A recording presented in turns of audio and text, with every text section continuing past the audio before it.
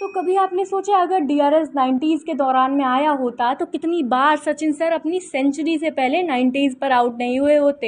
एक वक्त था जब एम्पायर के एक फैसले पे सारी किस्मत टिकी हुई होती थी। ना कोई अल्ट्रा एज था, ना कोई बॉल ट्रैकिंग, सिर्फ आंखों का अंदाज़ा और क्राउड का प्रेशर।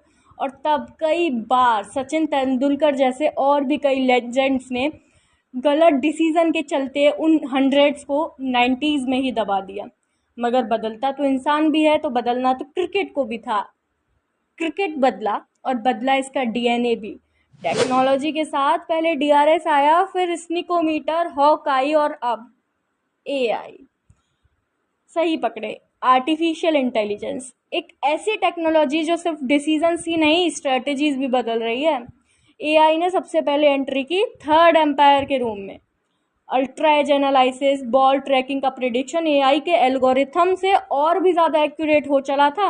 और यही नहीं, foot placement, no ball tracking, सब कुछ एआई की आंखों से देखा जाने लगा।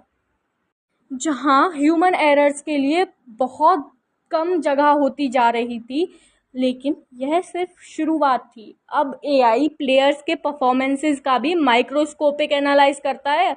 विराट कोहली कब कवर ड्राइव खेलते हैं, किस लेंथ पर वीक हैं, किस बॉलर के अगेंस्ट रन रेट गिरता है, एआई के एल्गोरिथम्स ने इन सब को एनालाइज कर रखा है भाई।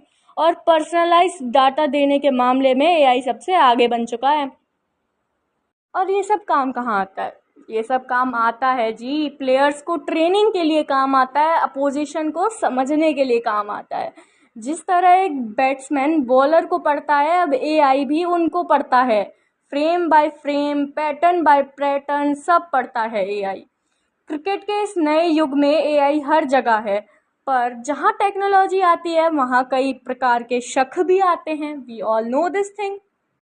आपको जान के बिल्कुल भी संकोच नहीं होगा कि जब भी एआई कोई फैसला गलत देती है, तो जिस भी टीम के फेवर में वो फैसला होता है, तो उस टीम के अपोजिशन टीम के फैंस उसको फिक्सिंग का नाम देते हैं। जी हाँ, सही सुना आपने, उसको फिक्सिंग बोला जाता है।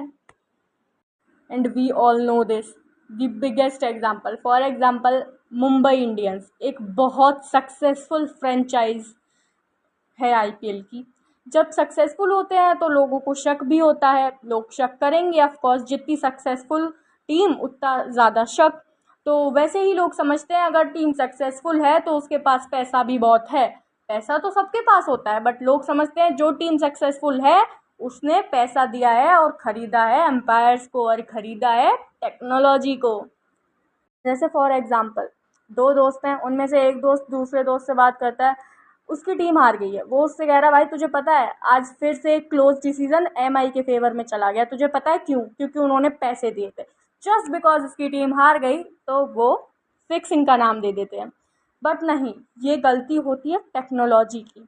लेकिन सच तो ये है, अब क्रिकेट में ज़्यादातर फैसले एआई बेस्ड होते हैं, टेक्नोलॉजी बेस्ड होते हैं। टेक्नोलॉजी के थ्रू सारे डिसीजंस लिए जाते हैं, रीप्लेज होते हैं, सब कुछ देखा जाता है, जांच पड़ताल के बाद ही कोई डिसीजन दिया जाता है। तो ह्यूमन बायस को काफ़ी हद तक एलिमिनेट कर देता है। मगर एक और सच यह भी है कि एआई भी परफेक्ट नहीं है। जी हाँ, एआई भी परफेक्ट नहीं है, क्योंकि at the end of the day वो करती तो डाटा को एनालाइज ही है ना। क्या आपने कभी देखा है बॉल क्लियरली पैड पर लगी और अल्ट्रा एज कुछ और अलग दिखाए, या ट्रैकिंग बता दे कि बॉल स्टंप से 2 मिलीमीटर दूर जा रही है जब आंखों से लगता है कि हिट करेगी? है पॉसिबल? वहीं एआई कभी कभी ऐसे विजुअल ग्लिचेस या मार्जिन ऑफ एरर्स की वजह से कंफ्यूजन क्रिएट करते हैं कि लगता है फिक्सिंग हुई है और फैंस फिर से कह देते हैं वही जो मैंने आपसे बोला। सोचो, खुद सोचो, अगर एक डॉक्टर की मशीन गलती से आपका शुगर लेवल ज़्यादा दिखा दे, तो क्या आप उस डॉक्टर से कहेंगे कि तूने भाई पैसे लिए हैं? नहीं ना। वही वही एआई के साथ भी है, मशीन परफेक्ट नहीं होता, उसके काम होते हैं भाई।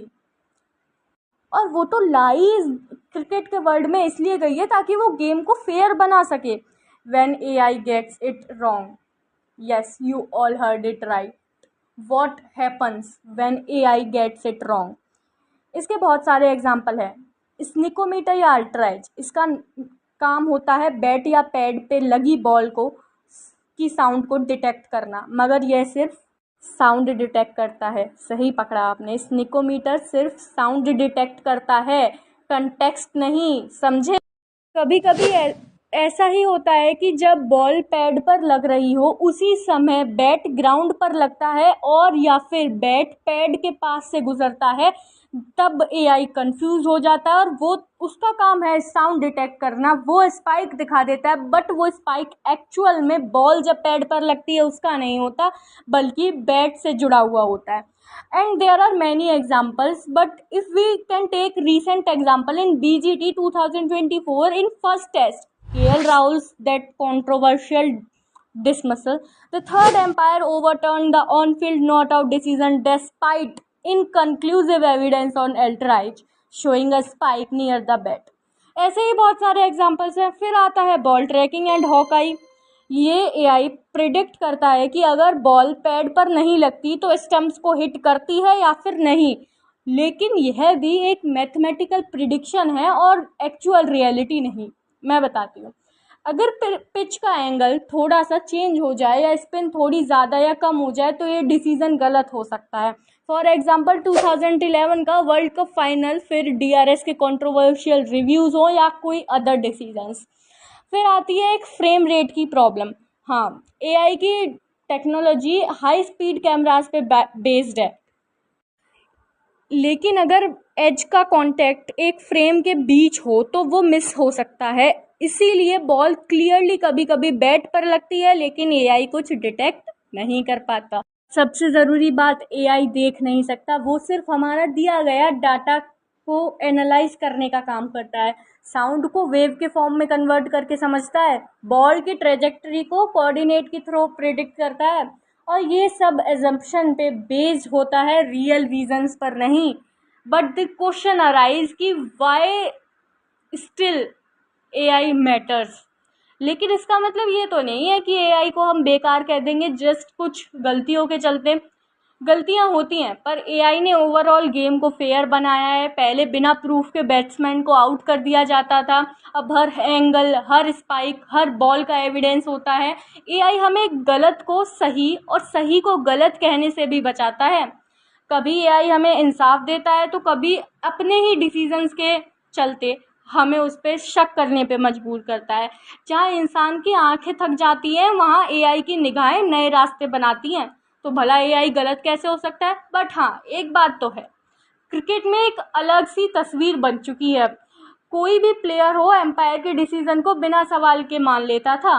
वो ट्रस्ट, वो रिस्पेक्ट, वो गेम का रॉ ह्यूमन टच अब धीरे धीरे कम होता जा रहा है। आज डीआरएस लेना, स्लो मोशन चेक करना समझदारी है और एआई से वेरीफाई करवाना भी उसका एक हिस्सा बन चुका है।